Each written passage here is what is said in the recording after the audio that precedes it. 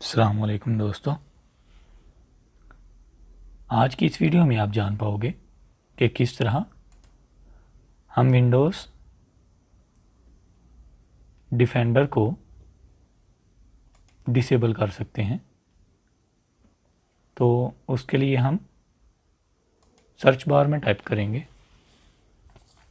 REG और right click, run as administrator, yes, local machine,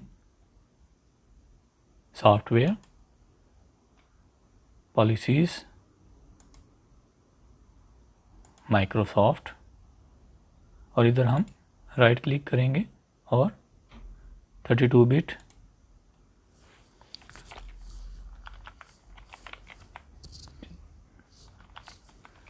disable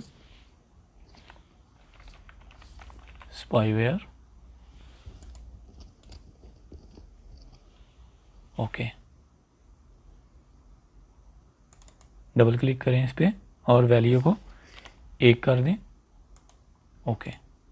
तो दोस्तों अब आप कंप्यूटर को रीस्टार्ट करें तो एंटीवायरस डिसेबल हो चुका होगा। उम्मीद है आपको आज की वीडियो अच्छी लगी होगी। मिलते हैं इंशाल्लाह नेक्स्ट वीडियो में, तब तक के लिए अल्लाह हाफिज़।